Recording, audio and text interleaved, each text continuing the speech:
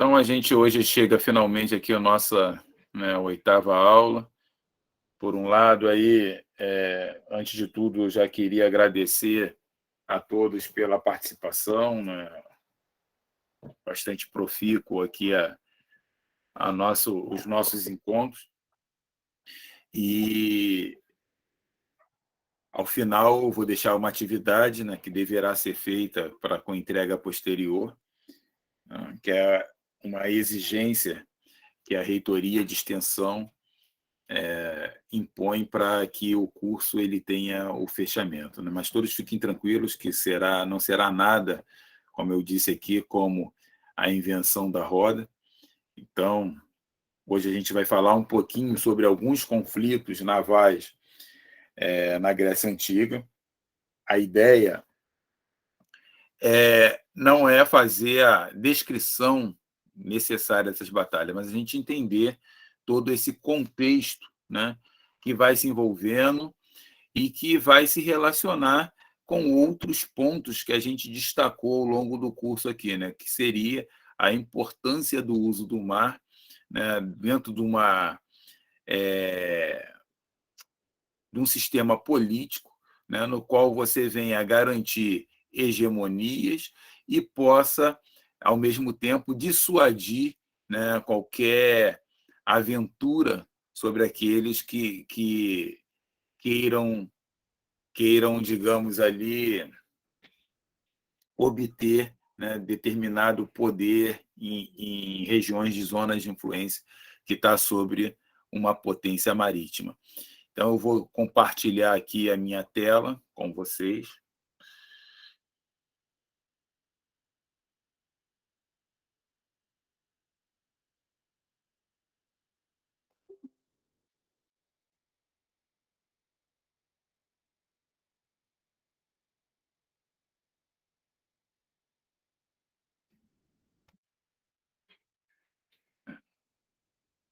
As apresentações foram feitas, nós estamos no nosso último encontro, né? Aula de número 8 do nosso curso de História Marítima e História da Arqueologia Naval na Antiguidade. Alguns pontos aqui que a gente retoma para rememorar a todos, que quando a gente fala do conceito de naval, a gente está falando a ideia belicista, né? O emprego de embarcações com cunho voltado para a guerra, que vai se distinguir, né, do propósito marítimo, que está muitas vezes envolvido a relação comercial, diplomática, né? Então, nesse processo, a gente fecha, né, nosso curso tratando de alguns conflitos, né? A gente procurou, ao longo do curso aqui, colocar essa evolução da construção naval, da construção marítima, a ideia ali de apontar as relações políticas, culturais, antropológicas que envolviam o sujeito que tripulavam essas embarcações e que, consequentemente, eram vetores políticos nas sociedades pela qual o uso do mar se tornava um ponto não só fundamental, mas, sobretudo, uma política comunitária. Tá? Então, alguns conceitos operacionais é interessante a gente analisar quando fala a respeito de conflitos, né? Primeiro, a ideia de conceito de guerra ele é polissêmico, né? Você poderia estar falando há algum tempo atrás, se fosse falar em guerra, na medida que você tivesse duas entidades estatais, né, envolvidas nesse conflito, né? Hoje em dia, basta que apenas uma dessas entidades seja uma força estatal, né? E que a outra pode ser simplesmente um grupo irregular, né?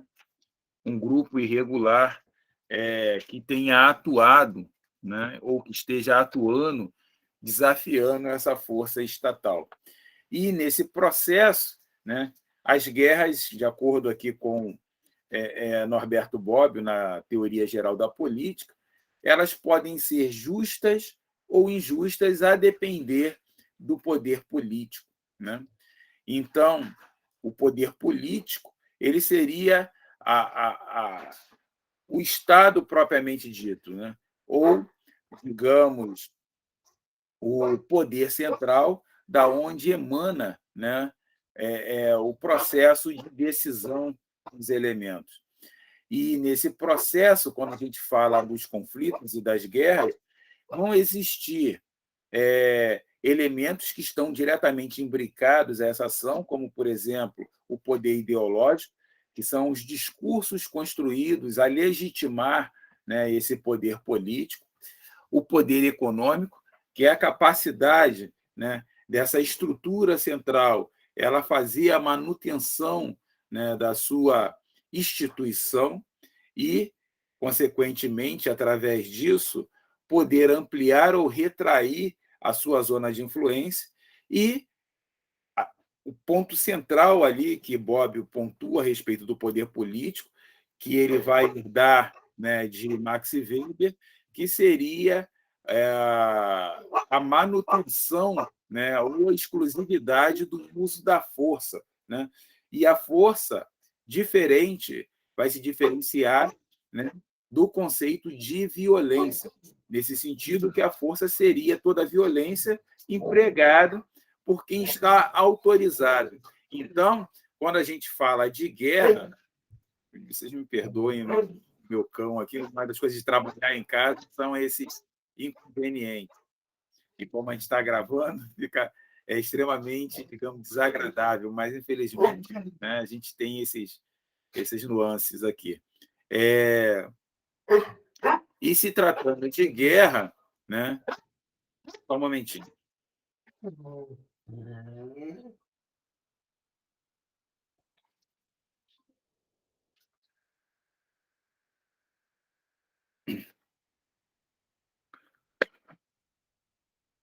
Parece que antes da minha intervenção aqui, a cachorra resolveu dar uma trégua.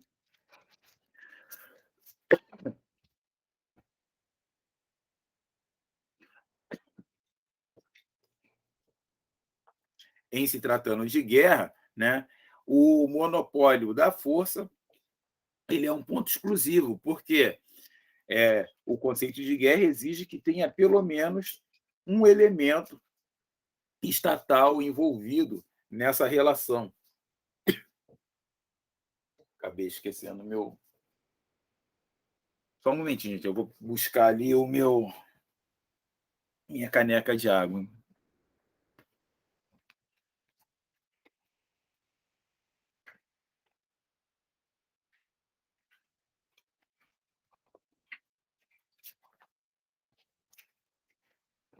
Desculpem, estou de volta aqui. Obrigado, gente. Você tem a necessidade de haver pelo menos uma força regular, né, e reconhecida como poder estatal envolvido, né? Então, isso vai trazer uma série de atividades regradas na ação, né, que envolve os agentes envolvidos em determinado conflito. E, através disso, vai se julgar o que seria, né, um conflito justo, uma guerra justa e uma guerra injusta. Isso da antiguidade perpassando, né, pela era medieval, né, modernidade e atualidade, toda guerra de defesa ou reparação ou punição por um ato sofrido vai ser considerado uma guerra justa, né? Nesse sentido, por exemplo, lá na antiguidade a gente teve ali discutindo a respeito de Salamina, né, que se deu em 480, foi uma guerra justa na medida que visava uma estrutura de defesa, né? Por outro lado, os persas eles também poderiam se apoderar, né, do poder ideológico para legitimar o seu discurso caso saíssem vitoriosos, porque as guerras greco-pérsicas, na verdade, foi uma retaliação à influência ateniense numa zona de atuação, né, gravitacional de poder do Império Persa. Tá? Dúvida, gente, nesses dois conceitos iniciais aqui que a gente apontou? Dúvidas, por favor, gente. Não, professor, tudo certo. Quando eu perguntar, porque eu não estou mais vendo o rosto de vocês. Então, na medida que se vocês não me dão feedback imediatamente, eu fico sem saber, inclusive, se vocês estão me ouvindo. Né? Porque se eu tiver qualquer queda aqui de internet, eu vou ficar horas falando sem saber que vocês estavam offline, tá bom? Professor, deixa eu... Aqui é o Daniel falando. Tá tudo certo, o som, tá tudo direito, ninguém tem dúvida. Não, até demais, né? Com um cachorro latino e tal, mas tudo bem. Não, é a opinião dele, ele está querendo dar opinião.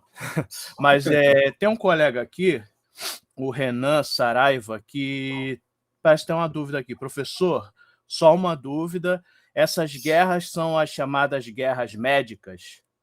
É isso que ele está querendo perguntar. Sim, são as guerras médicas. Por que a gente não utiliza mais o termo guerras médicas? Ele caiu no desuso. Porque quando você fala médicas, no sentido que seriam dos povos medos, né? Mas você tinha, inclusive, grupos helênicos, outros africanos, né? Que estavam compondo o exército persa, né?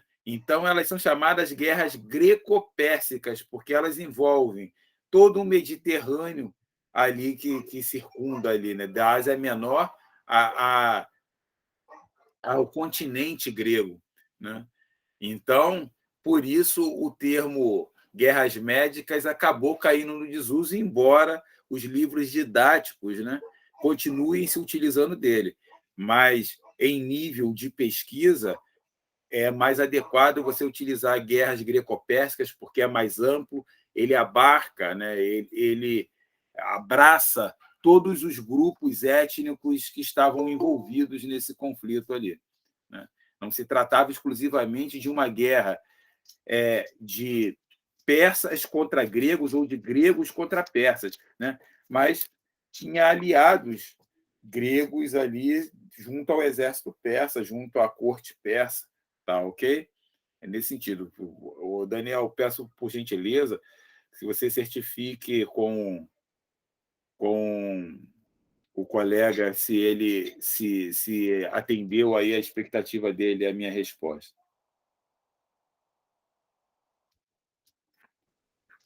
Atendeu sim, professor. Perfeito, então. Então vamos adiante. Mais alguém?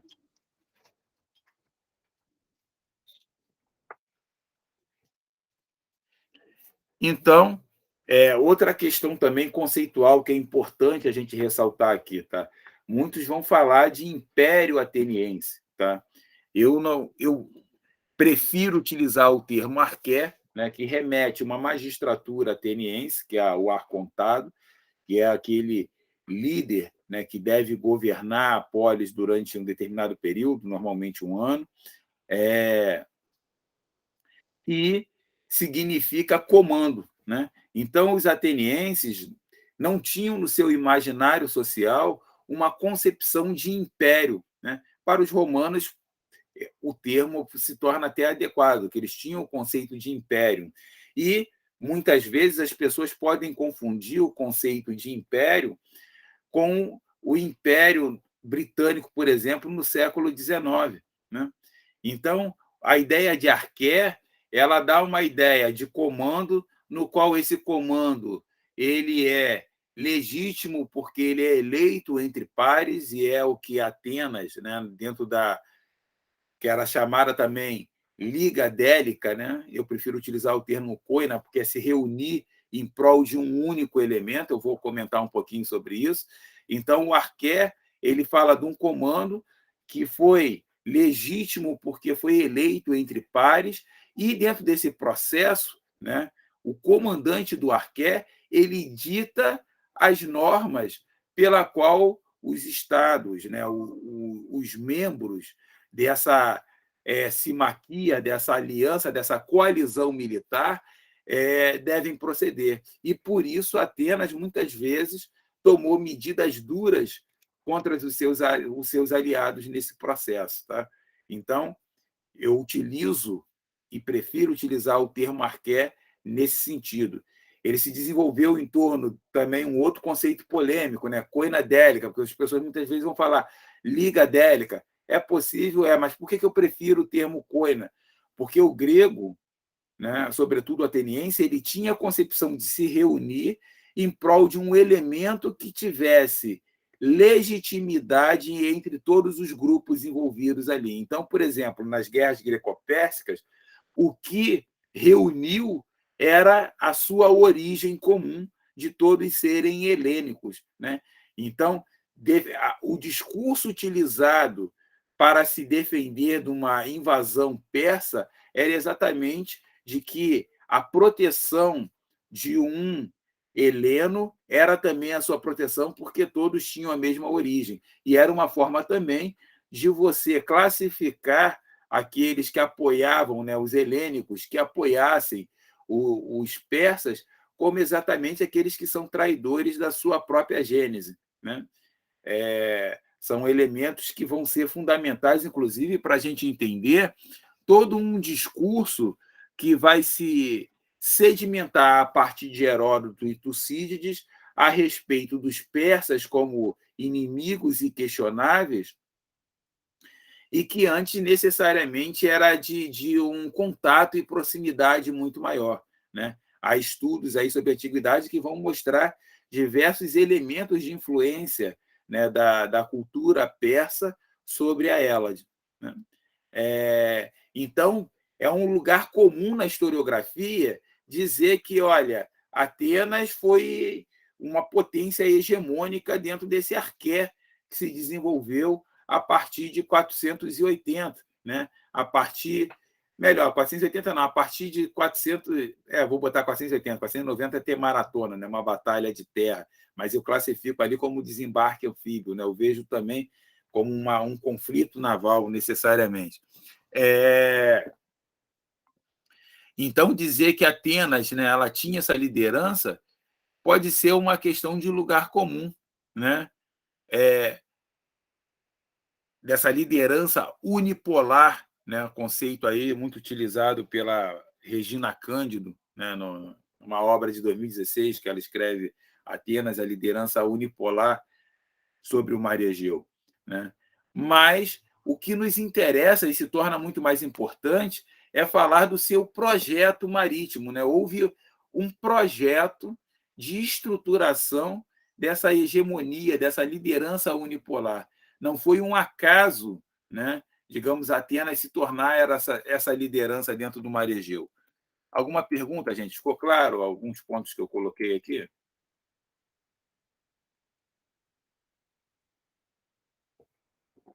Por favor. Está tudo tranquilo, Alain. Perfeito. Nenhuma pergunta até agora, não. Então, dentro desse projeto, né, a gente vai destacar aqui a figura visionária de Temístocles, né, que a gente tem o busto aqui. Né? Temístocles, né, o marco aqui, ele é o sujeito que percebe, né, que o futuro de uma pretensa hegemonia ateniense estaria no mar. E é descoberto em 483, né, as minas de Láurium, né, os veios de prata que estão aqui, ó, no sul do território ático. Não, está um pouquinho mais acima, marquei aqui um pouco mais abaixo. Né? Está aqui, né, no sul do território ático. E Láurium, né, um veio de prata, vai permitir que Atenas ela consiga determinados recursos. Normalmente, esses recursos eram utilizados, né, pelos exploradores e detentores dos direitos de exploração dessa mina. Estou quase desistindo, que eu estou um tempão pedindo um novo link e não estou conseguindo. Espera aí, eu vou aqui. Entrar. É que você está na... Espera aí, você está na sala antiga, né? Espera aí, vou te dar autorização aqui, que eu não consigo escutar, por isso que... Complicado. Deixa eu ver aqui. Novo link.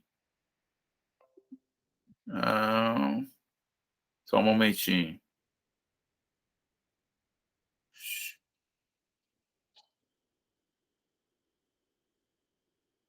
Vamos lá. Quem falou comigo foi quem? Foi a Eloá ou a Ana Luísa? Alô? Tu já achou aí, né? Já localizou lá? Já enviou para a colega? Eu coloquei aqui no chat, né, da aula atual. Eu não tenho o contato dela. Ah, tá. Deixa eu ver aqui se está na sala de aula. Deixa eu ver aqui. Eu coloquei no nosso chat aqui o link atual. É porque no atual, se você saiu da antiga, né?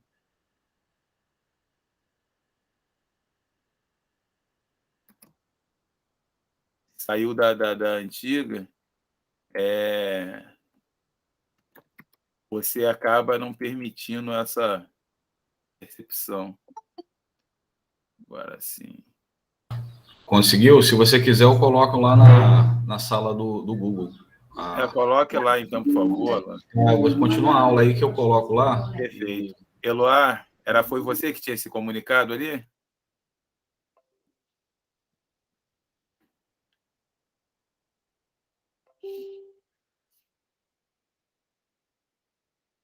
Então, vamos lá.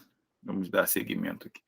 Então, era comum, né, que os detentores do direito de exploração da mina repartissem entre eles esses recursos. E Temístocles é quem convence esses concidadãos a exatamente utilizar esses recursos para comprar, né, ou melhor, comprar não, construir 200 trieres, que foram posteriormente utilizados, né, como nas guerras greco-pérsicas em 480 contra a invasão a segunda invasão dos persas.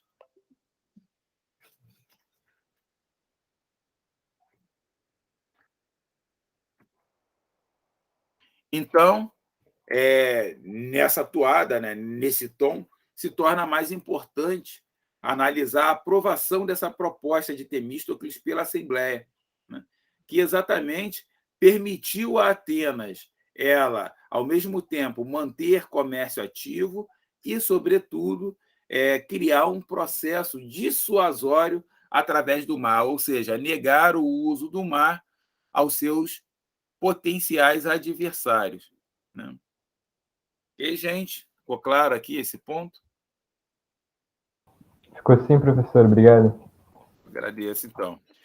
Então, embora a proposta, né, fosse contrariava o desejo de muitos cidadãos que olha, não queria ver esse rendimento aí repartido, né?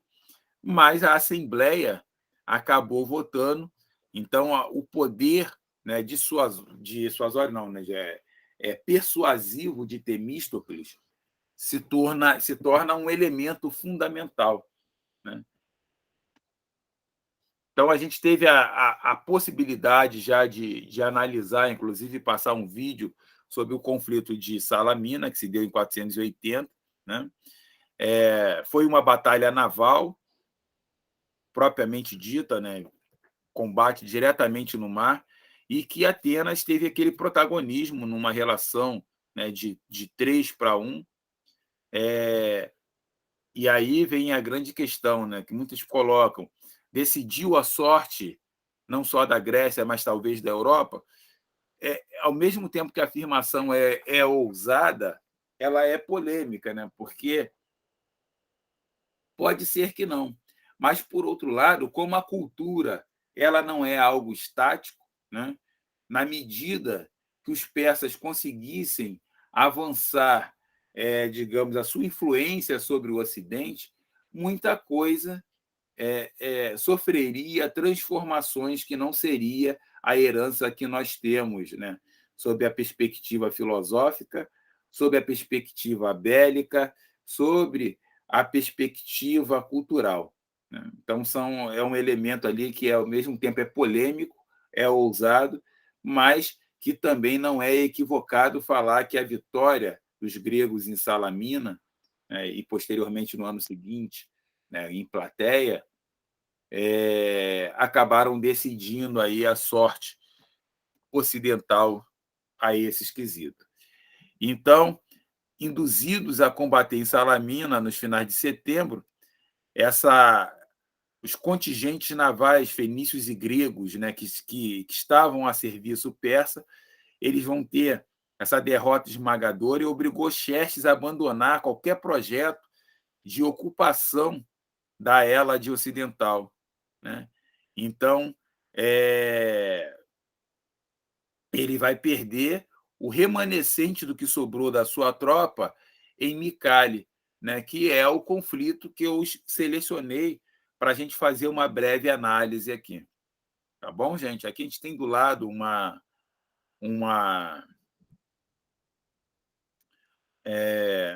digamos, uma holografia, né, do que teria sido o conflito em Salaminas ali dentro do Estreito, né, a diferença, a proporção das embarcações persas numa proporção muito maior do que as gregas ali. Então, a Batalha de Micale, ela aconteceu em 479, né? Ela faz juntamente, né, com Plateia, que foi uma batalha terrestre, né, no qual os hoplitas espartanos eles vencem as hordas persas e, com isso, selam, né, a possibilidade ou o projeto, a ambição de expandir a influência persa sobre a Grécia Ocidental. Ela aconteceu aos pés do Monte Micale, né, que ficava na Ásia Menor, lá na Jônia. Então, não ocorreu exatamente dentro, né, do território da Grécia Ocidental e resultou de uma das principais forças, onde estava a principal força persa na região, bem como da sua frota no Mediterrâneo. Então, foi a partir dali que você pode apontar que os gregos, né, quebraram a espinha dorsal da marinha persa em resistir ou se aventurar a avançar novamente sobre o Ocidente. Então, você tem, em 480, uma batalha defensiva e, posteriormente, né, uma batalha que vai ser de retaliação pelo avanço persa e, consequentemente, guerra justa, segundo os conceitos que nós apontamos. Ok, gente? Dúvidas?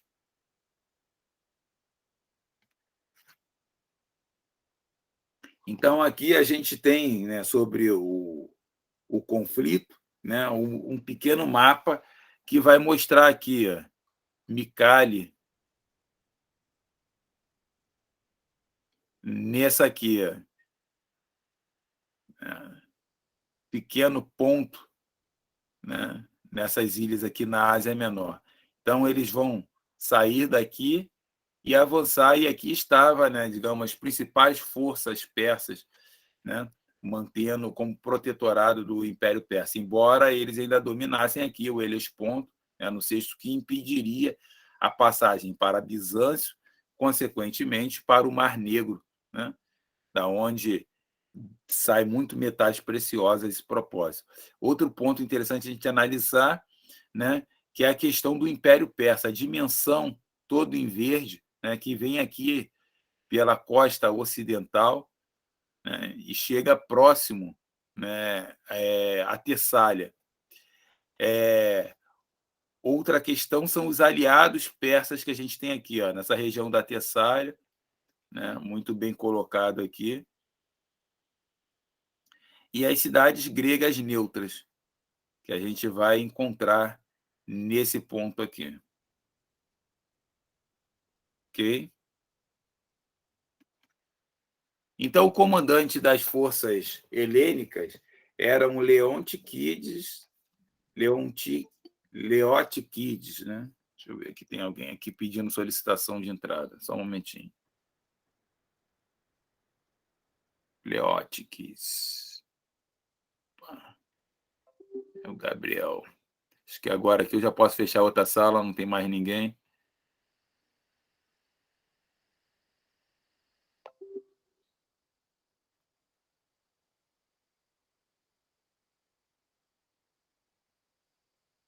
Leótiques, do segundo, do rei de Esparta, e Xântipo, né? Que era o arconte em Atenas.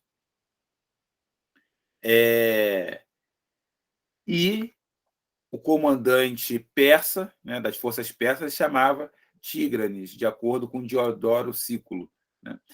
E, em 479, essas cidades jônias que estão sob influência persa vão pedir auxílio, né, aos gregos, sobretudo os atenienses. Então, vamos ter uma reunião que vai ocorrer ali e, sobretudo, digamos, a resposta persa a essa reunião, pedindo que Atenas se mantenha neutra, senão sofrerá, né, as hordas persas que estavam na Tessália, localizada na Tessália, que era um estado, uma comunidade aliada aos persas nesse momento, né, gregos aliados aos persas, vai solicitar que os atenienses fiquem, né, isentos de se envolver na sua zona de influência, na zona de influência persa. Fato que os atenienses negam, né, esse tipo de proposta persa, porque tem toda uma questão que eu falei de coinonia, né? Os atenienses, eles são descendentes desses grupos jônios, né? E, de acordo, né, com os costumes, se o ancestral pede auxílio, você não pode negar. Assim como seu descendente também, né, pedir auxílio, você não poderia negar. Então, a reunião, ela não impressionou Mardônio, né, que era o comandante persa, e vai pedir que Atenas se mantenha neutra. A proposta é negada. Então, tem os preparativos para a guerra. Os espartanos iniciam essa preparação na ilha de Delos, que ficava no centro do Mar Egeu, né, no centro ali do mar. O Mar Egeu antes era chamado de Mar Iônio, né, ligado ao herói Íon, que deu origem ao povo jônio. E chega uma delegação vindo da Ásia Menor, vindo de Samos, pedindo essa ajuda. Essa frota grega, com 110 navios, parte de Delos, né, sob o comando do rei espartano, para exatamente tomar a posição persa, né? Ou seja, o conflito já se tornou inevitável. Então, os persas, ao notarem essa movimentação grega, eles decidiram enfrentá-los em terras e vão criar, né, uma barreira com seus navios para evitar qualquer desembarque grego, já que eles tinham sido surpreendidos nesse sentido aí. Eles não esperavam que os gregos pudessem avançar sobre um centro gravitacional de poder deles na Jônia. Então, eles foram para próximo da península de Micale, a leste da cidade, e formaram uma muralha com as suas embarcações, evitando que essas embarcações gregas pudessem desembarcar em terra firme. Então, houve um ataque. Acho que alguém pediu aqui o acesso, né? Houve o ataque grego, exatamente, é o Alan. Deixa eu voltar aqui.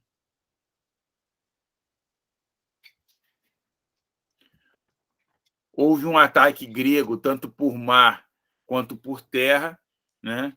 Num desbordamento duplo, ou seja, num desembarque por terra e outro que vinha por mar, estrangulando as forças persas nesse sentido, né? Então, os gregos, ao chegarem, se organizaram para o combate, os espartanos se mantendo sempre à direita.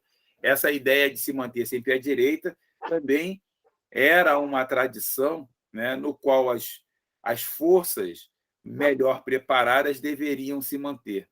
Tá? Então, por isso Os espartanos, até por uma condição de comando, ocupavam essa posição aqui.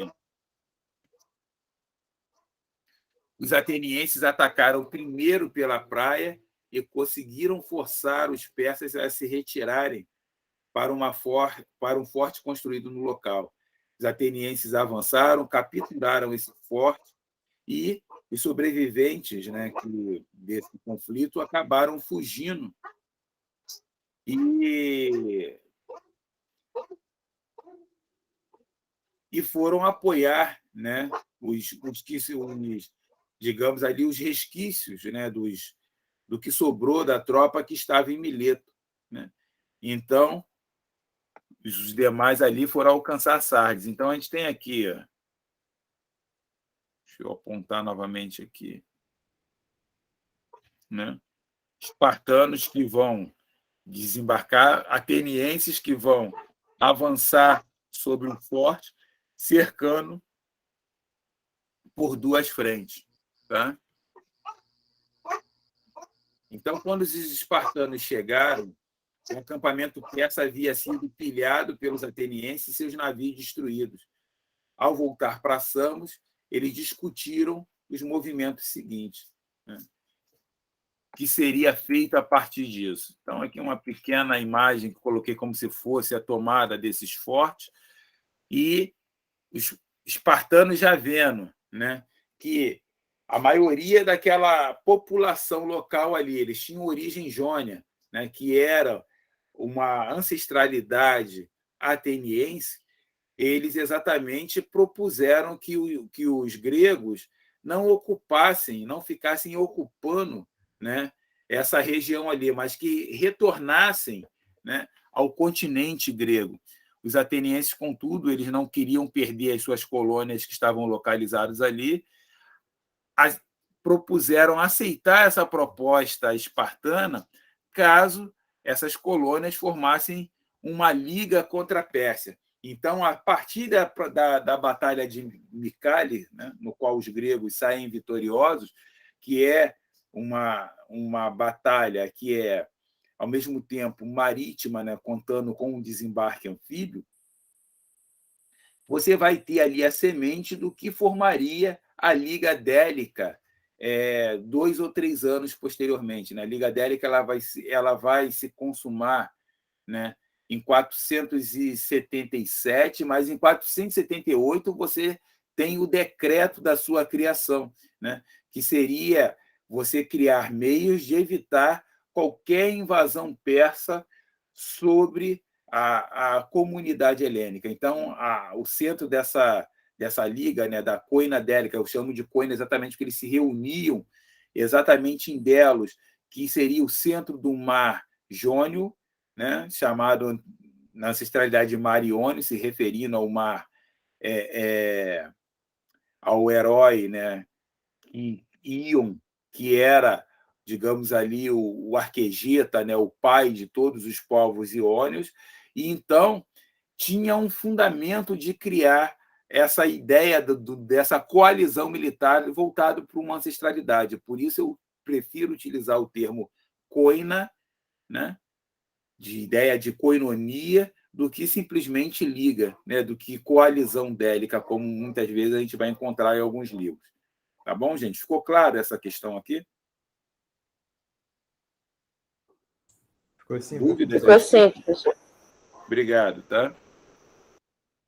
Então, com os persas derrotados, os espartanos retornaram ao continente e Atenas ela vai ganhar, né, como eu falei aqui, protagonismo, né, nessa coalizão a partir disso, lançando os pilares ali do que seria a Coina Délica, que seria, digamos, o grande ponto, né, da hegemonia ateniense dentro do Mar Egeu.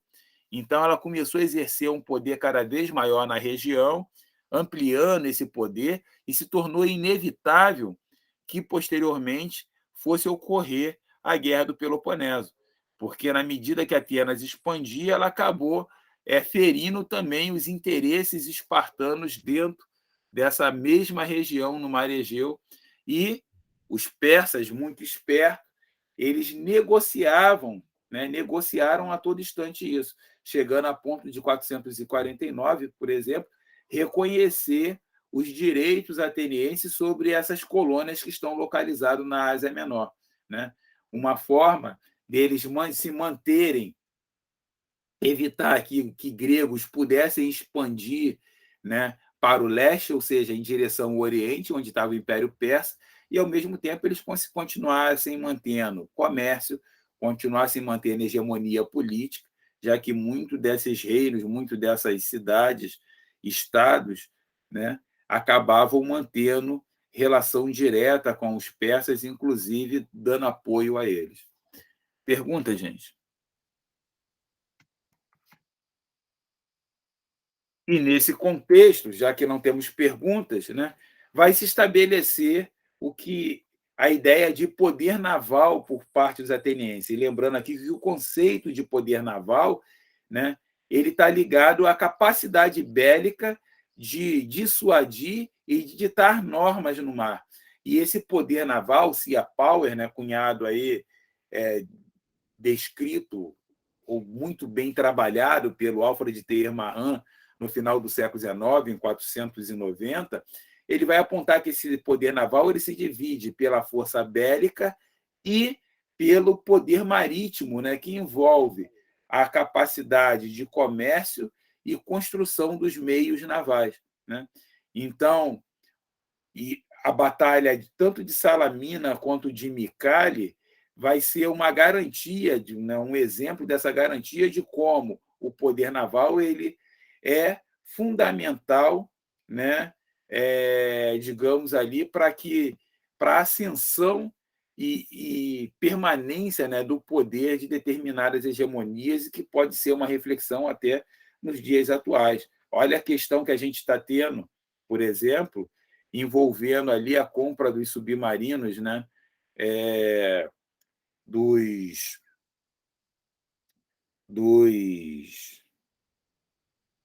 Submarinos nucleares. Isso, né? Envolvendo ali, trazendo para a discussão a questão da comunidade europeia, né? A comunidade europeia ali, onde a França ela se sente um pouco traída ali, né? A respeito do cancelamento dessas compras, da compra desses 10 submarinos pela Austrália, e a Austrália ela compõe o Reino Unido, a comunidade britânica, e vai se unir exatamente ali, através da Inglaterra, com os Estados Unidos, né, com a construção de submarinos nucleares, né? E tudo isso fazendo frente ao quê? A uma potencial influência chinesa na região. Então, esses conflitos da antiguidade nos trazem aqui algumas reflexões a respeito aqui da nossa geopolítica atual, né? Então, outros feitos marítimos vão merecer ser recordados. E, dentro desse sentido, nós acrescentamos, né, mais alguns conflitos aqui da antiguidade que vale a pena a gente analisar, né? Como foi um momento fulcral na história. Entre eles, né, a gente vai destacar aqui a Batalha de Arginusa, em 406,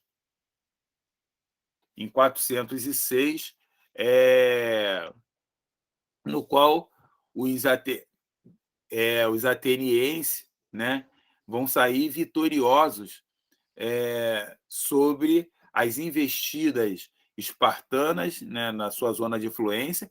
E é interessante, né, que traz aqui como o Império Persa eles atuaram constantemente dentro da Guerra do Peloponeso, questões que às vezes é pouco mencionada, né? Teve um dado momento, uma vez num outro curso de extensão, isso há muitos anos atrás, que eu proferia, e teve um questionamento de alguém a respeito disso. Mas onde está o Império Persa? E aí eu destaquei como o Império Persa ele articulava a todo instante aqui. É importante destacar que Atenas, né, na campanha da Sicília, ela é derrotada. E ali você, ao meu ver, né, começa a grande guinada da derrota ateniense na Guerra do Peloponeso para os espartanos, né? Porque Atenas ela tem uma perda considerável dos seus meios navais e isso gera uma tentativa de golpe oligárquico em 411, no qual os marinheiros que estão aportados na Ásia Menor, em Samos, vão ser fundamentais para a restituição da democracia. Mas essa condição, né, dessa tentativa de golpe oligárquico, ela vai envolver já a influência do Império Persa, porque Alcebíades, né, que havia sido,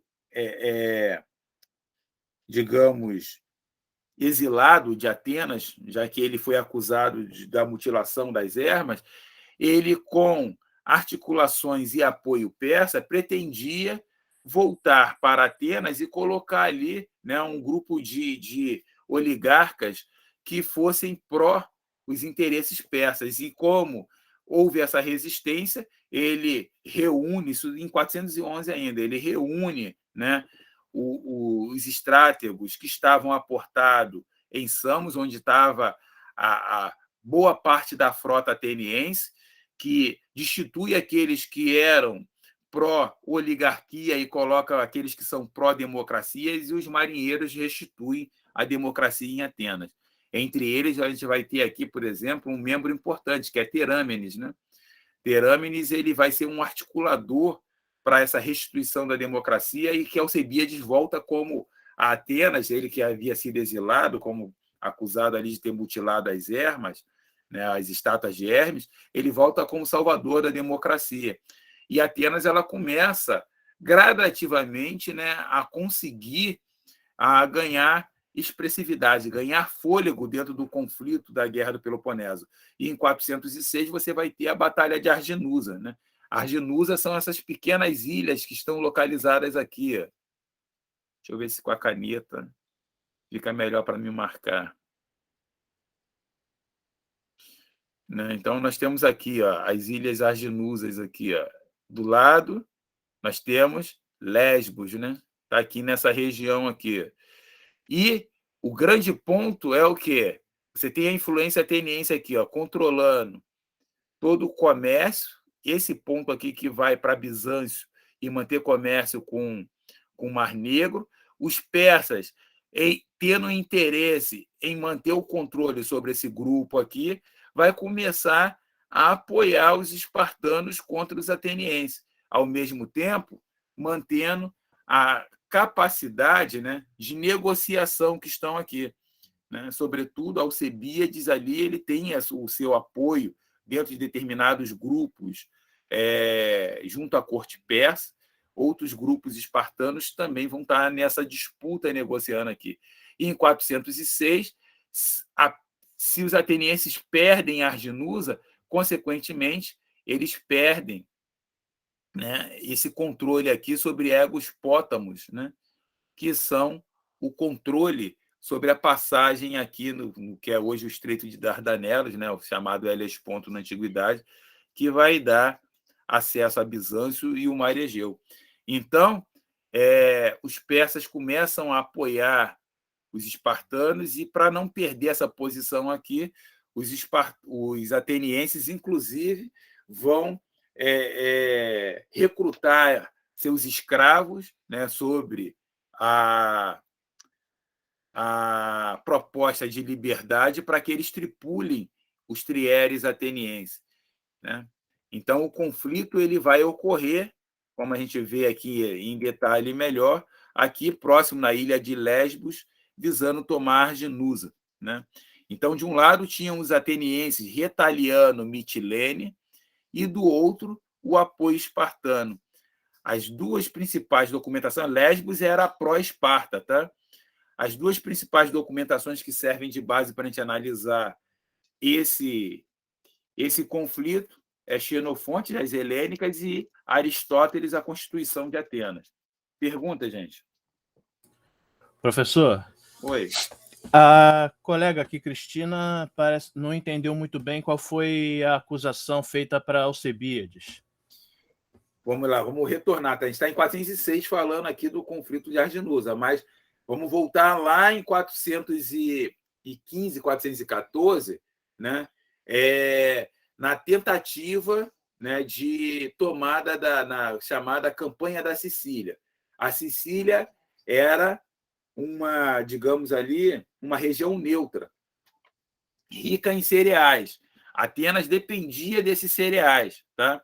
E era também a passagem, né, para você manter contato com outros grupos que estavam na Magna Grécia, né? Como Pirro, né, e outras cidades que estavam ali. Então, Alcebíades, que representava uma nova geração de políticos, né, tinha uma postura mais agressiva em relação à Grécia, em relação à guerra, né? Já que a geração que é composta por Nícias e Lâmaco, né, já estavam cansados desse conflito que se dava desde 431. Então, Nícias, por exemplo, ele faz ali, ele é responsável pelo Tratado de Paz, chamado Paz de Nícias, em 421, né? E esse grupo, né, mais antigo, de políticos mais antigos, mais clássicos, né, era todo instante desafiado por essa juventude que apoiava Alcebíades. E Alcebíades propõe o quê? Tomar a Sicília, né? Que era um estado neutro, né? Que era um território neutro e rico em cereal. A ideia era o quê? Que Atenas ela tivesse a autossuficiência em cereais tomando aquela região. Era uma população extensa, multiétnica, grande para se tomar.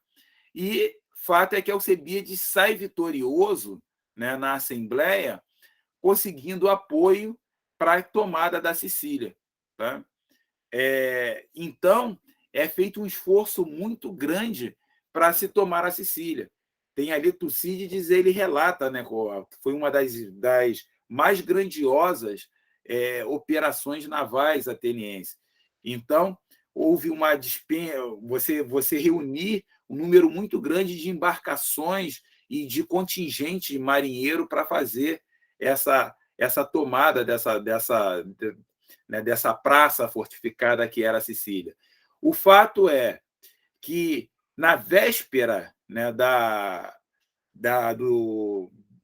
partida, as estátuas de Hermes, né, aparecem mutiladas, que são, se eu não me engano, eu posso estar cometendo aqui algum equívoco, né, uma das divindades que eram protetoras lá da família, né, digamos, dos opositores de Alcebíades, né? E Alcebíades é acusado de ser o mutilador, já que ele era o adversário político, de ter mutilado essas ermas, né?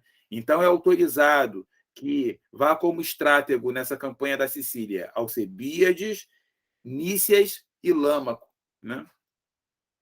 E a Assembleia permite que Alcebíades possa partir, mas ele podia ser convocado a qualquer momento. E aí ele vai. Quando eles estão lá, né, na Sicília, tem resistência por parte dos grupos que ocupam ali a ilha. A Assembleia manda Alcebíades retornar a Atenas para responder pelo processo. Ele, com medo de ser condenado à morte ou coisa parecida, ou ao ostracismo, ele se bandia para o lado inimigo e entrega os planos atenienses. E aí, os atenienses eles sofrem, né, uma perda terrível, digamos, de contingente e meios navais com essa derrota da Sicília. Foi, digamos, ali um grande fiasco, né? E conseguem ainda retornar com um número razoável que consegue manter a sua capacidade defensiva, né? E por isso eles estavam aqui fragilizados quando ocorre essa tentativa espartana aqui de ocupar a região ali de Arginusa através da ilha de Lesbos, que era contra essa ocupação ateniense. Pergunta a ela se eu esclareci a dúvida ela a respeito disso. Foi sim, professor. Obrigado. E qualquer dúvida, gente, não se fiquem melindrados de colocar, não, tá? Então, vocês veem aqui, né, a movimentação. A gente tem aqui, ó, os grupos, né, espartanos que vão estar apoiando, né, Lesbos, né, o Mitilene quer se revoltar, e os grupos atenienses que estão aqui defendendo, né, a posição. E, nesse sentido, eles precisam mandar reforços, eles vão, inclusive, pegar escravos, é uma das poucas vezes aí que você vê que seriam só em último caso, e vai dar a promessa de liberdade, e esses sujeitos vão tripular os trieres, né, já como homens livres, para defender a região. E tem uma tempestade, a questão das condições climáticas não são das melhores, os atenienses saem vitoriosos nesse conflito, porém as condições climáticas não permitem, né,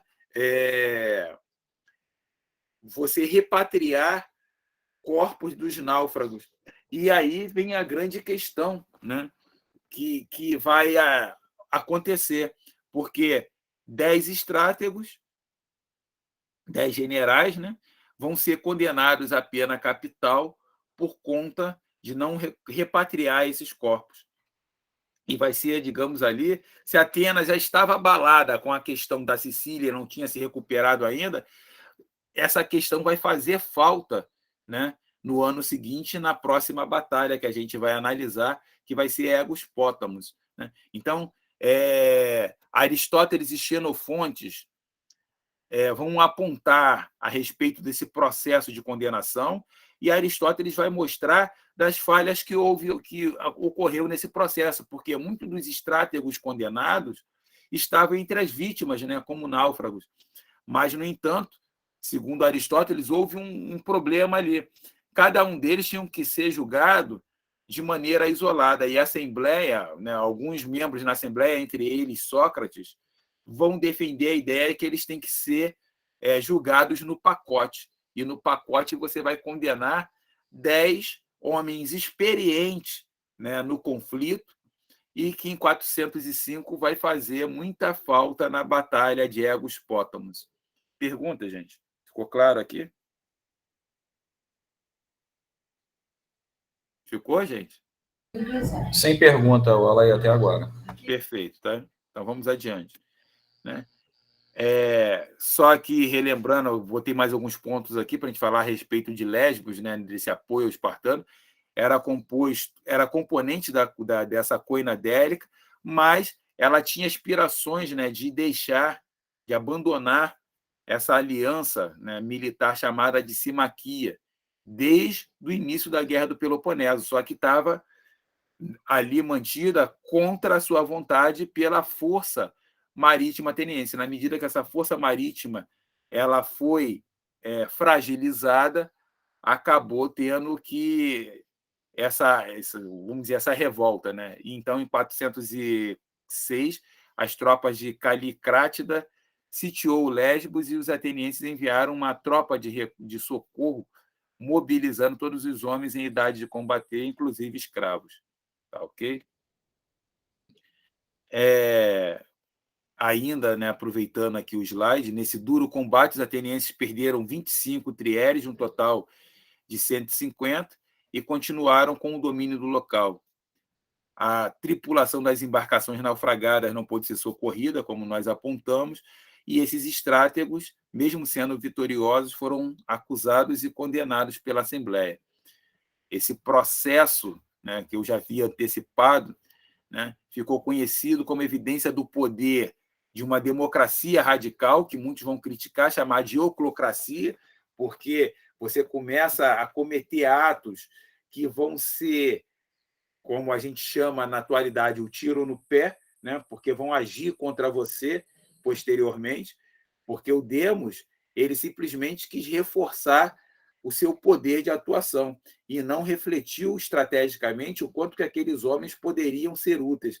Isso me lembra, inclusive, né, antes da Segunda Guerra Mundial, né, como Stalin, muitos dos marechais que ele havia condenado ao degredo, à prisão, ele teve que recorrer a essas pessoas posteriormente. Como alguns deles ainda eram vivos, ele pôde retomar e esses sujeitos recorrer, digamos, ao discurso patriótico para defender a Rússia, né? Algo semelhante aqui que a gente pode traçar dentro dessas comparações, né, sentidos de comparativos. Nessa conjuntura, os cidadãos tetas, né, tiveram atuação ativa dentro da Assembleia, pois a sentença foi proferida em decisão da Assembleia Popular. Xenofonte, quanto a Aristóteles, menciona o risco do demos ser manipulado, né, sobre determinados grupos. E isso vai gerar, em 405, como eu apontei, o lamento desses homens experientes no comando dessas embarcações, pois em Egos Pótamos, é junto, tá? Ali aconteceu, ficou separado, mas o nome é junto. Egos Pótamos, Aristóteles menciona os erros no julgamento que esses estrategóis terem sido julgados individualmente, porém, foi julgado em bloco, em conjunto. O desfecho da Batalha de Egos Pótamos foi dependente de uma disputa que envolvia o prestígio ateniense de Alcebíades, com seu apoio junto à corte persa, e de Lissandro, né, um espartano que também tinha influência entre a corte persa. Então, a gente vê que os persas ali eles foram cruciais, né, no desfecho da Guerra do Peloponeso. A Batalha de Egos Pótamos foi aí, digamos, a última batalha da Guerra do Peloponeso, em 405. Né? Última batalha que eu coloco assim, de expressividade. Alguma pergunta, gente? Ainda não. Perfeito. Então, Plutarco, né, na vida de Lissandro, ele vai descrever a cena em que Lissandro vai receber prata, né, do rei Ciro,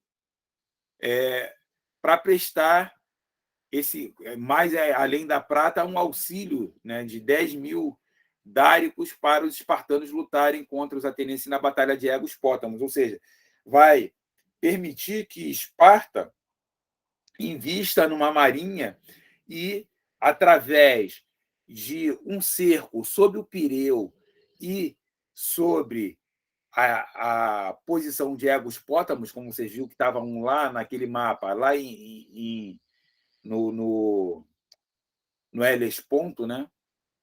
Que era da onde Atenas abastecia o trigo proveniente vindo lá de Bizâncio, material que chegava de Bizâncio através das suas embarcações, acabou estrangulado e não tendo como resistir, e em 404 assinar, né, o seu armistício.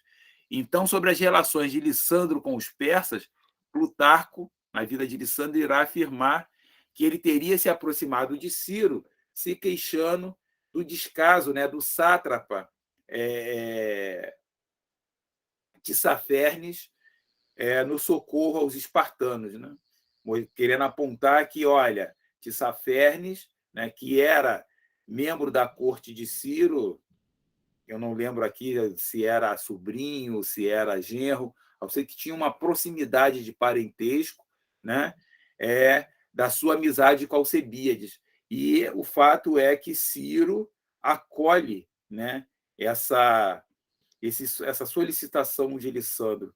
Então, os persas ali eles foram fundamentais nesse desfecho e da disputa, né, dos grupos envolvidos aí nessa condição. Então, em 405, houve, né, o recontro, ou seja, o combate diretamente aqui, ó, em Egos Pótamos, que dava acesso no caminho a Bizâncio e também ao Mar Negro, né? E, ao mesmo tempo, o Pireu ficou sitiado ali. Então, foi 2 tipos de cerco. Você tomar uma posição neufrágica aqui nessa Ásia setentrional ali, né, um pouco mais a leste, e o Pireu. Então, toda a frota foi capturada, né? Os atenienses saem derrotados, ele tem a sua frota capturada, com exceção de 9 navios nos quais Conon escapa. Os prisioneiros, como era de costume, né, em idade de combate, foram executados, né? Crianças e mulheres escravizadas. Então, em 404, né, estrangulada, sitiada nos 2 pontos, Atenas não teve opções senão discutir os termos de paz. Nesse processo de negociação, Terâmenes, né, que eu falei lá, da primeira tentativa de golpe oligárquico, vai ter mais um momento de protagonismo, né, na negociação a respeito disso, para que Atenas não fosse ocupada de vez pelos espartanos. Então, negociou que uma junta oligarca pró-Esparta pudesse controlar, né? Então, Lissandro, em Esparta, vai negociar com Terâmenes e depois, em Atenas, colocando alguns grupos, né, que estão ligados a ele. Essa lista do grupo que vai governar Atenas aparece completa em Xenofonte, nas helênicas, e algumas variantes em Lísias, Andócides, Diodório e também em Plutarco. Então, os termos exigiam a demolição das longas muralhas atenienses, né, chamada de Circuito de Temístocles, que era também um fator de identidade para os espartanos, não era só a condição de sistema defensivo de guerra, porque as muralhas, para os atenienses, representavam para apontar aqueles que não eram signatários, né, ou, digamos, que compunham o comando do arqué ateniense, dentro dessa perspectiva, né? O Yvon Garland, ele traz, né, uma obra que vai falar sobre essa condição da muralha. A muralha, ela não serve só para a questão da defesa militar, mas para representar aquele que é de fora, aquele que compõe o bárbaro, aquele que é o diferente, que é o exótico. Perguntas até aqui, gente? À medida que eu falo muito, eu fico sem saber se vocês estão conseguindo me acompanhar aqui no que eu estou falando. Sim, tá ótimo, professor. Professor, eu tenho uma dúvida. Aqui é o Daniel falando. Uhum. A gente tem bem em mente que Atenas tem a excelência no mar e que Esparta tem excelência em tropas terrestres. Perfeito. Mas em que medida os espartanos eram competentes o suficiente para conseguir enfrentar essa excelência marítima ateniense e sair vitoriosos? Eles tinham experiência própria ou até fizeram uso de mercenários nesse caso?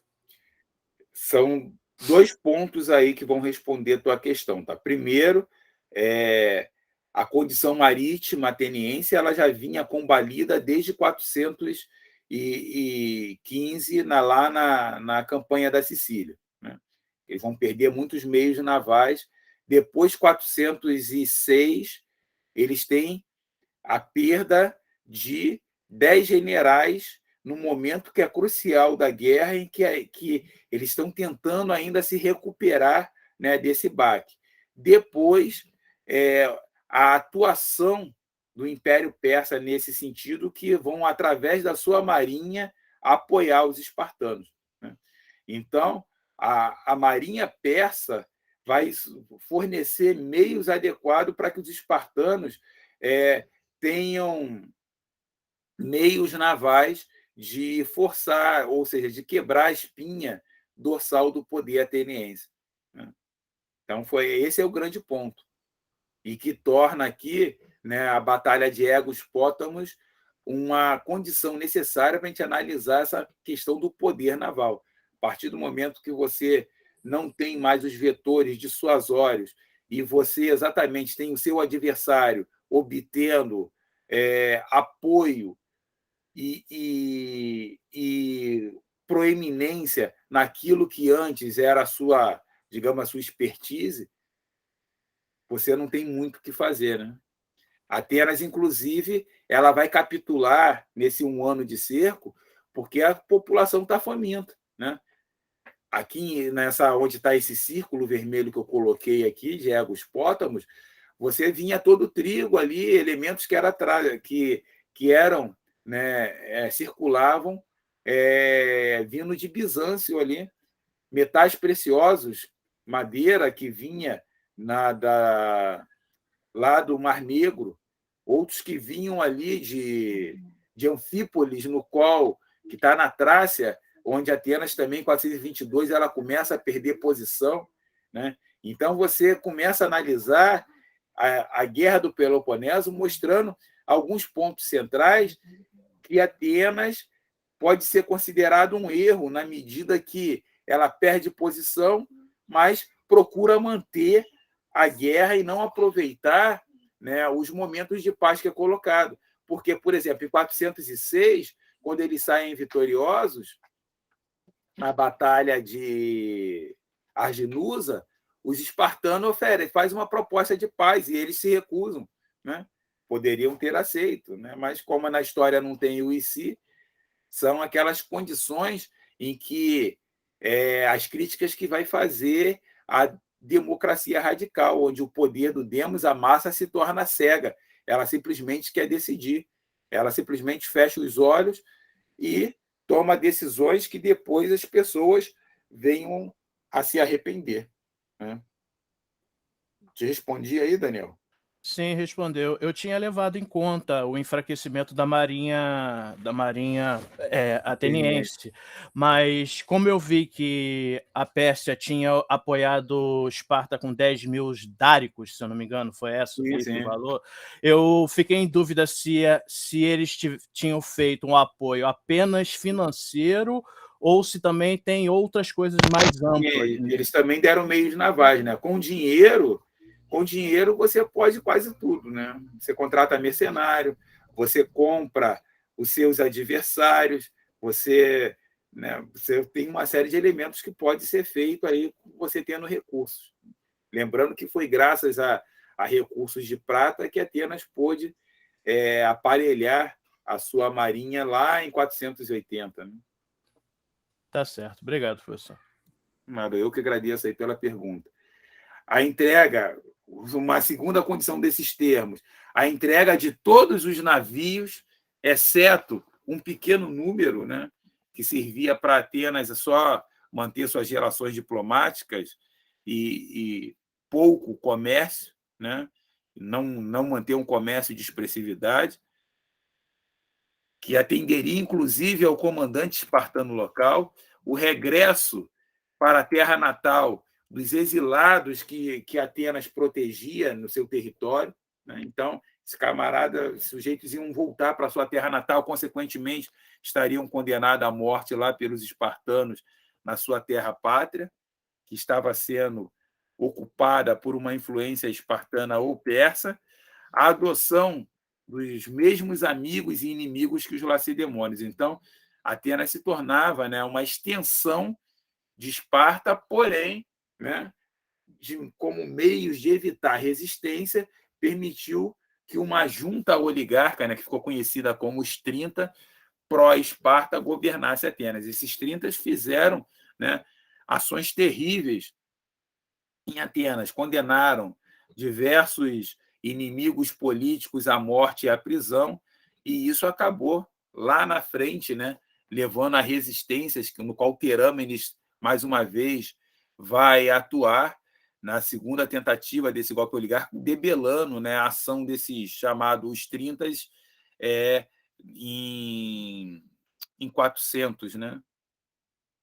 Então, você vai ter aí em 404 essa segunda tentativa de golpe oligárquico, né? E Terâmenes vai ter desculpa, eu falei 400, né? Em 404. Tem duas tentativas de golpe oligárquico, 411 e 404.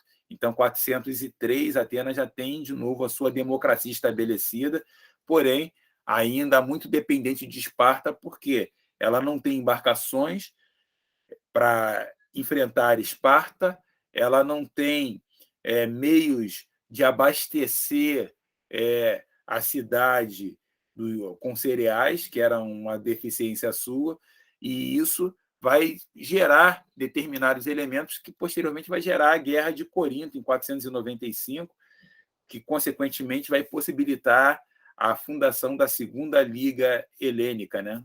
Na qual Atenas novamente volta a tentar erguer o seu arquétipo.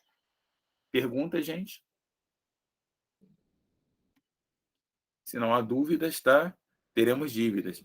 Paul Cartledge, né, vai avaliar que esse arquétipo ateniense ele teve ideais democráticos, né, que permitiu ascender, mas trouxe, né, digamos, um ocaso muito breve na Batalha de Aigos Pótamos. E Esparta ela teve também ali uma breve liderança que vai ser desafiada, né, nessas 3 décadas aí. A Guerra de Corinto é um dos pontos no qual Esparta, embora saia vitoriosa, ela tem uma perda grande ali da sua influência política, né? Os persas ali vão apoiar os dois lados e depois os tebanos vão acabar derrubando essa hegemonia espartana. Então, após a vitória de Egos-Pótamos, segundo Forres, Lissandro capturou todos os navios de Atenas, massacrou 3.000 atenienses, outros foram humilhados e arrastados até a polis. E os comandantes espartanos, chamados Harmostas, formaram, né, uma junta oligarca ateniense. Todos tinham uma relação de amizade próxima ou um pouco mais distante, mais relacionadas a Lissandro, e ocuparam cargos, né, em Atenas e nas cidades aliadas derrotadas na batalha. E aí eu abro para as perguntas, a gente finaliza aqui a nossa exposição, para que eu possa depois colocar alguns pontos. Fica à vontade. Alan, só para fazer uma colocação, você falou da Guerra de Corinto, 495. Isso. Não seria 395? 395, obrigado, tá? Nada. Obrigado, Alan. 495 a gente estava retornando no tempo. 395, tá? Vai ser de 395 a 385, né? Praticamente uma década aí, no qual vai juntar Atenas, Corinto, Argos, né? Tem mais alguns grupos aqui. Vão se unir a Atenas contra os espartanos. Pergunta, gente? Professor, eu tenho uma pergunta, por favor. Fala, Pedro. Seguinte, com relação ao desembarque, né, o senhor já explicou aquela questão da quilha dos navios, né, dos navios gregos. A questão do desembarque para a terra, como se dava? Eu fiquei com essa dúvida, por favor. Porque eles eram rasos, né? Então eles podiam chegar mais perto. Eram rasos, né? De fato, eles não tinham, né? Você tinha as embarcações menores, como as tricontieres e pentecontières, né? Que auxiliava muito também nesse desembarque. Eles eram ainda menores e poderiam ir mais à costa e muito próximo mesmo, né? Muitos ali desembarcavam já caindo sobre a água para poder caminhar até lá. Mas, sobretudo, esses desembarques dariam em maior quantidade dentro desses tricontieres, né, que eram embarcações de 30 remadores, 15 de cada lado, os pentecontiers de 50 remadores, né, 50 remadores de cada lado. E os trieres você teria já num segundo momento ali. Aí você começava a desembarcar a cavalo, desembarcava uma série de elementos. Dali de cima, muitos arqueiros iam funcionar, né, como se fossem ali o que hoje a artilharia faria de amaciar terreno. Muitos desses arqueiros se utilizariam disso daí ali a partir desses trieres ali, desferindo setas contra a praia, né, de maneira que essas embarcações tivessem maior segurança até chegar ali. Não sei se eu te expliquei. Tá? Não, explicou sim, obrigado. Mais alguém? Boa tarde. Boa tarde, Felipe. Quer dizer, bom dia ainda. Tenho uma dúvida aí, professor. Nessa questão do desembarque, por exemplo, um triéride vai desembarcar em uma praia, né? À medida que a profundidade vai ficando mais rasa, né? É uma curiosidade que eu tenho, a questão do ariete, né? Ou ariete. Ele poderia... Isso, o ariete. Ele poderia servir como fixador na areia para o barco, para a embarcação se estabilizar? Eu não diria o fixador, né? Ele facilita, mas o que fixava mesmo para a embarcação se manter ali seriam as âncoras, né? Você já tinha âncoras ali, inclusive a gente não teve oportunidade aqui, eu tinha destacado ali todo um estudo sobre a questão das âncoras, né? Que elas começam, você já vai ter âncoras de madeira, né, cunhada junto com ferro ali, mas, sobretudo, na sua grande maioria, você tinha pedras, eu tenho muitas fotos que eu tirei lá quando eu estive no Museu Arqueológico do Pireu. Você tinha a pedra, fazia aquela questão triangular, essa pedra era furada e a corda ficava ali. Você jogava várias dessas âncoras de modo a fixar onde ela já estava num ponto mais raso, para que a embarcação ela não fizesse um caturro, né, em grande movimento aqui. E aí você começava a ter o desembarque dos chamados epibatai, né, que seria a infantaria de marinha. E carregava a couraça um pouco mais leve do que um hoplita, mas levava ali o escudo argivo, né, levava a lança, capacete de de bronze, o elmo de bronze, né? Perfeito? Essa questão, perfeito. Fala. Essa questão do epibatai, né, com toda escusa que eu vou fazer agora, a questão do anacronismo, né, mas eu sempre pensei num epibatai do que seria um SEAL ou que seria um fuzileiro para a gente. Seria um mais fuzileiro para a gente hoje, né? Sim. Ah, Fuzileiro. Um CIO eu já não diria, porque o CIO, né, ele já está numa qualidade do que a gente fala de uma força especial, né? E aí a gente tem uma diferença quando a gente fala de unidades de elites, aquelas que desempenham determinado tipo de tarefa específica, que era o caso do Epibatai, tanto quanto os fuzileiros hoje. Mas o CIO, ele já é uma unidade especial que ele tem a finalidade, né, de, digamos ali, de minar, tem a capacidade de causar, como é que eu posso dizer, me fugiu a palavra aqui, né? Quando você fala que de não só o minar, mas você vai confundir, você vai se incursionar dentro do território inimigo sem necessariamente o confronto direto, né? Então, por isso, como CEO eu não colocaria, mas como fuzileiro, sim. Né? Oi? O que você falou, Felipe? falei que seria como se fosse uma tropa de infiltração e de reconhecimento também. Poderia ser isso? Isso, exato. O CEO, né? E de sabotagem também, né? Isso, sabotagem. Foi o termo que me estava faltando aqui, tá, Daniel? Muito obrigado. Tá, sabotagem. Já o Epibatai estava semelhante a um fuzileiro, porque ele vai desembarcar para o combate. Tem um estresse maior, uma especificidade. Epa, o cachorro empurrou aqui minha mesa. Né? Resgate também, tá, Cristina? Muito bem.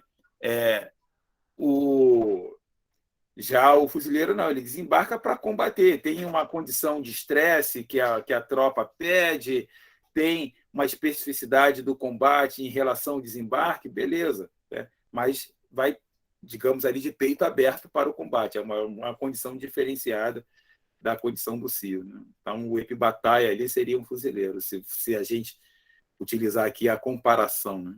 Dentro dessa perspectiva. Mais perguntas, gente?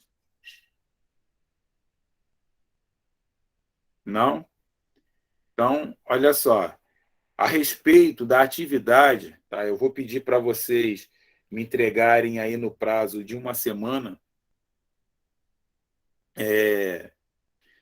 uma atividade no qual vocês peguem algum texto daqueles, né, que eu disponibilizei, possam, juntamente com isso dali, construir, né, alguns pontos no que isso acrescentou à sua perspectiva a respeito da visão do que você tinha sobre a história e a arqueologia naval. Tá?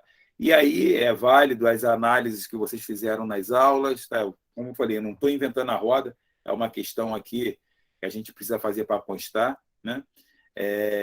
Depois eu vou botar isso escrito lá na sala de aula para que não fique dúvidas a respeito, principalmente para aqueles que caíram lá.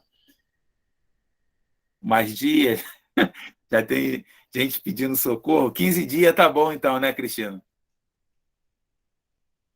Tá bom, Cristina? 15 dias e não falamos mais nisso. Tá? 15 dias a gente fecha essa questão aí. Deixa eu ver até aqui. Vou dar uma data aqui. Hoje é dia 25. Eu agradeço também, Cristina. Obrigado. 9 de outubro, tá bom? até 9 de outubro. E aí façam uma análise, vocês podem se posicionar a respeito das questões do curso, acrescentar, de repente, tem licenciosidade, liberdade de ação aí para vocês acrescentarem outros autores que, de repente, não foram até mencionados, mas justificando alguns pontos aqui dentro dos conceitos que a gente apontou, né? A gente tratou aqui do conceito, né, de nautocracia, né, Cia Power, coinadélica, né, alguns elementos que foram tratados aqui. Perfeito, Junto? O que você chama de paper, Pedro? Me explica aí. Então, então, basicamente, pegar, escrever, tipo, colocar na folha, assim, colocar algumas citações, etc e tal, ou se de repente... Eu quero como se você estivesse escrevendo um pequeno artigo, né? Perfeito. A BNT e tal, você coloca ali, curso de extensão, tal, e seu nome, e a sua análise ali, colocando as referências, né? É claro. Se você vai se posicionar, se posiciona segundo as referências que você está se utilizando ali. Número de lauda, Renan, no mínimo 2 laudas, no máximo 3, tá? No máximo 3, porque senão fica... O sujeito vai fazer uma monografia, aí eu deixo para vocês aí guardarem, né, para os artigos para publicarem aí, né? Inclusive, a gente tem aqui um site, né, que eu participo desse site ali junto com o Ricardo Cabral, o Rolf Cabeceira, que vou aqui pegar o nome do site para vocês. Se vocês tiverem artigos, alguns elementos que queiram publicar, vocês podem estar enviando para lá, que é referente às questões navais. Deixa eu ver aqui o nome para passar para vocês e vou escrever ali.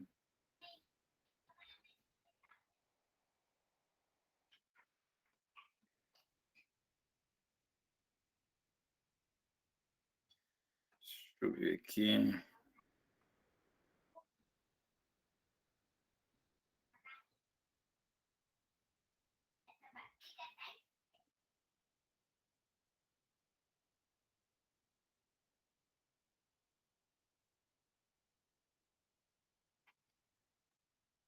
Quero pegar certinho para quando eu escrever aí, vocês localizarem a página.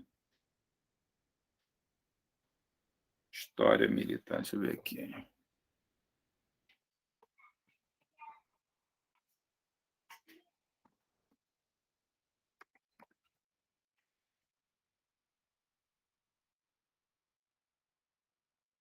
História militar em debate.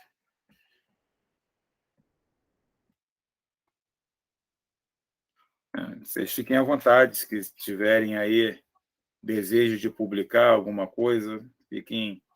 Tem tanto, né, análise antiga, medieval, moderna, contemporânea, fiquem bastante confortáveis para fazer isso, tá bom?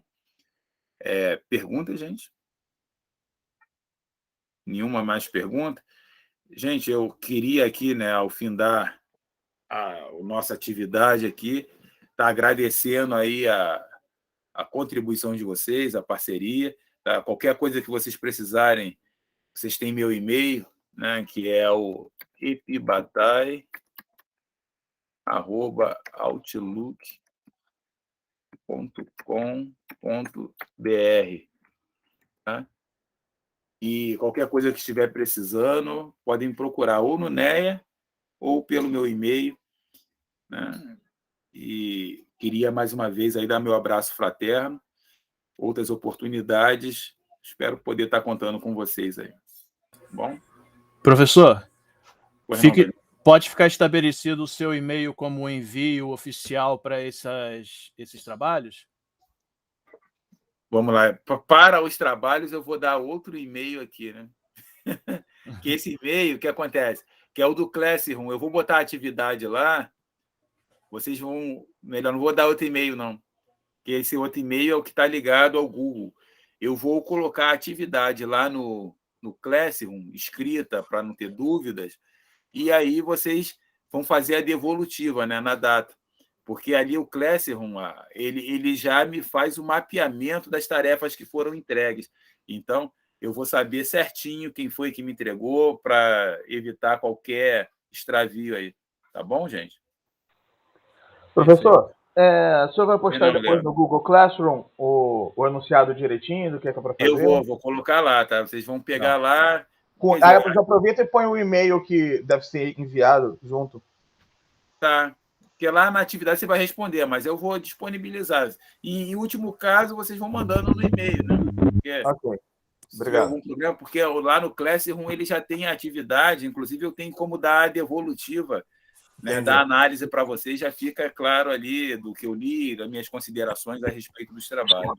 Beleza, maravilha. Muito obrigado. Tá bom, minha gente? Então, mais uma vez aí, meu abraço forte.